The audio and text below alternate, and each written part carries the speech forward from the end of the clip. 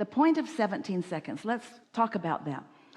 We've been saying to you that when you focus upon something for as little a period of time as 17 seconds, without contradicting it, it will exponentially grow. So let's say it's 17 seconds of something you're worried about. That worry will get bigger after 17 seconds.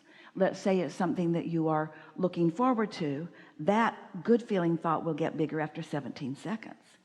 There's not a lot of power in that little pop that happens at 17 seconds.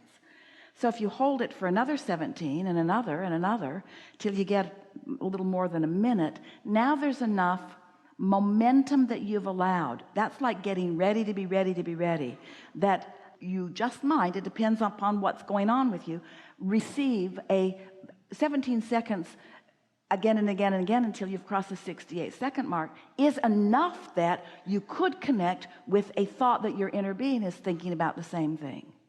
That's where true momentum kicks in. So what is it you're trying to get out of the 17-second conversation? So I notice when I do my list of appreciation, I go through a list and I just do each item that I appreciate. But I'm not specifically necessarily spending 17 seconds on each item. But the thing is, those things that you already easily appreciate, there's already a lot of momentum on them. So we can't even have the conversation about 17 seconds because there's way more momentum about something that you easily appreciate. That's exponentially so much bigger.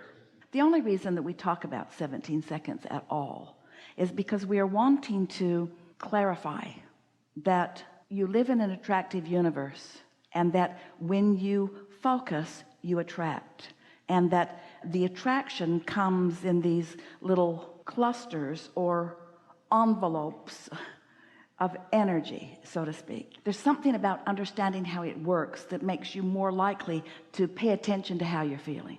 That's really the only point of the 17-second discussion. A lot of people were carrying timers or stopwatches or different things around, and they were trying to focus upon something to allow the momentum to go. And the whole conversation was only about helping you to understand that if you get headed towards something unwanted, it will get bigger. And if you get headed towards something wanted, it will get bigger. And it is better to do it in general terms than in specifics. So let us just say to you, the 17-second concept is a much better general concept than it is specific concept. I can go into specifics and practice that individual vibration and then bring more of that. For example, give us an example of what you're talking about. If I said something I appreciate where I live. I just focused on not necessarily, if I focus on where I live, the weather, the people around my surroundings, that's focusing all in that energy of where I live, right? And if I keep going on. Let us pick up on what you're getting at. So let's say you walk out of your door, and let's say that you've already prepared yourself to walk out your door. You woke up, you didn't get into any negative discussions with anyone, you didn't try to fix anything that's broken. You got up, and early in your morning, while you're still in the non-resistant mode, you went out to take a walk. And let's say you stepped out into really good feeling air and you acknowledged it. And let's say that you had an emotional response to that good feeling air. So you didn't necessarily think, oh, this is good feeling air. You just had exposure to experience that felt good to you, with felt being the operative word here. So now you're having a feeling experience. You are translating this moment through your physical senses, and what you find is pleasurable. So now, this is what you're reaching for, and this is what we really want you to hear. Without you then saying, oh, I now have to parlay this good feeling into gooder, so I'm going to say, ooh, that's a pretty house, ooh, that's a pretty bird, ooh, that's a pretty... I'm going to deliberately focus on, you don't have to do anything, because you're already in that mode of attraction, and now this will match your feeling, and that will match your feeling, and that will match your feeling. In other words, the universe will deliver to you experiences that match the vibration of your being, that you are translating through feeling. You don't have to make it a thinking process. So let's say that happens. It just feels gooder and gooder and gooder. And now you can feel yourself really enjoying this, and you decide, I'm so tuned in, tapped in, turned on. I'm going to use this as a productive moment to really increase the energy of this moment. We gave Esther a process. Interesting that you're talking like this. Just recently, she's been doing it for a couple of weeks, where she takes a notebook, and at the top of a page she writes, the words on this page are for the purpose of enhancing the momentum on the subject of whatever it is. But she's doing it only from this state of being that you are describing, because when you feel like that and your intention is to keep the vibration going, to focus with the specific intention of not only keeping that vibration going or allowing it to stay going, but to focus it in the direction of things that matter to you, now you can make some vibrational headways on a lot of subjects. That's really a productive way to be a deliberate creator. But feel the difference between that and having a problem and sitting down with the problem in your belly and saying, these words on this page are being written to improve the vibration of, because you know what? Every word you write, no matter how positive it appears to be, will not improve the vibration. It will accentuate where you're sitting. This is leading edge. You followed it though, didn't you? Did you? Yes. Okay. So if I was doing my list of appreciation and I turn over to my... Well, we have a question for you. Why would you be doing a list of appreciation? What's your reason? Well, following your practice. Why else? Because that's not a very good reason. For just appreciating. For the sheer pleasure of it. And raising my vibration on what I appreciate. So it's not to make something happen that isn't happening. A little bit of that. Well, of course, I have a huge wish list. Yeah. But it's not to make something happen that isn't happening, because that will backfire. It's for the sheer pleasure of keeping this going. Yeah. Yeah, it's really about appreciating what I have. And then from that point, going over to where I put a word in the center and I do the circle process around my word. I forgot what it's called. It's your process. Focus wheel, thank you. When I do my focus wheel, I go from my list of appreciation right to my focus wheel. And then, like for instance, I have a focus wheel on money. So around my focus wheel, I do each of my sentences. Now I started noticing, if I was to go fast through my sentences, like I can't wait, or I so appreciate if, or when I've actually come to a conclusion, it feels better if I say, I can finally pay off my debt. And I sit there with that feeling.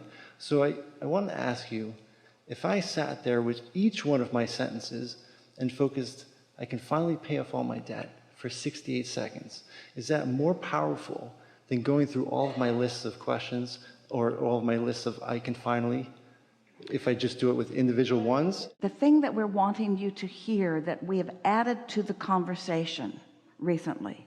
So just listen to this, and we're going to come back to everything that you're asking about, but this is so right where this discussion is, and your questions point out the improvement in the discussion over what it was when we were encouraging those processes. Those processes certainly were beneficial. This process is more, and we'll tell you why. So you get it, that you've been living life and that your vortex is full of things that are potential to be manifested, that exist in a vibrational reality that haven't manifested yet, so you're not yet seeing, hearing, smelling, tasting, and touching. They're like the seed in the ground that has yet to sprout and give you benefit. But it exists because it is a seed and it does hold promise. So this vibrational reality exists, and its full manifestation is dependent upon your ability to realize it. There's nothing real in the world outside of your realization of it. You make it real. You make it real through your receiving of it, through your seeing of it, and so forth. It's your creation, and you create through realization. Just stay there. We know. Just stay there for a little bit. So that means that takes us to a subject, turning thoughts to things. thoughts turn into things, vibrations turn into thoughts, and thoughts turn into things. So it's just the most natural process in the world. Thoughts turn into things. It's the most natural process in the world. So all of this is in your vortex, and it's already has enough momentum, way more than 17 seconds. Your inner being and infinite intelligence have been focused upon your creation to the point that it's not just 17 seconds along the road. It is a full-blown, for sure, slam dunk, absolute creation that is there for your realization. But your realization on anything, first of all, it varies on different topics, and you're not ready for the full realization of any of it. That's why the full realization of it isn't happening. But you're ready to be ready for some of it. And so let's say you've meditated and you're feeling good, and something occurs to you, sort of some of the things that you're talking about.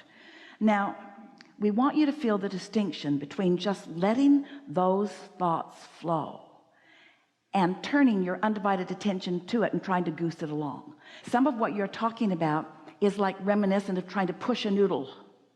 We want you to not try so hard and not try to apply so much of yourself every step along the way. Instead, we're asking you to accept that the vortex is real, and to accept that there's a reality that's already formed, and to accept that your inner being knows what it is and where it is and how it is and when it is and who it is, and that your inner being knows where you stand right now, this red hot minute, in relationship to its evolution. And also that your inner being knows that the evolution of it is what's going to ring your bells, not the completion of it. It's the evolution of it, you see. So we're asking you to be ready for the receiving, not so thoughtful about pushing it forward. Can you feel that distinction? So not necessarily, just keep playing, basically doing what I'm doing. Keep having fun playing, with it. having fun. And realize that a lot of what you're talking about, we really want you to hear this most of all. A lot of what you're asking of us right here and now, you've been receiving these impulses. That's why you wrote it down and you want to ask about it. Your inner being has been feeding some of this to you too. Let's let this part of the discussion, just for a moment, be about the all-important distinction between you receiving a thought and you thinking a thought. Can you go there for a minute? The distinction between you receiving a thought and you thinking a thought. Now, think about step 1, step 2, step 3. Step 1 is you're thinking the thought. I don't like this, and I don't like this, and I like this better, and I wish I had that. You're thinking those thoughts. Step 1 is you thinking.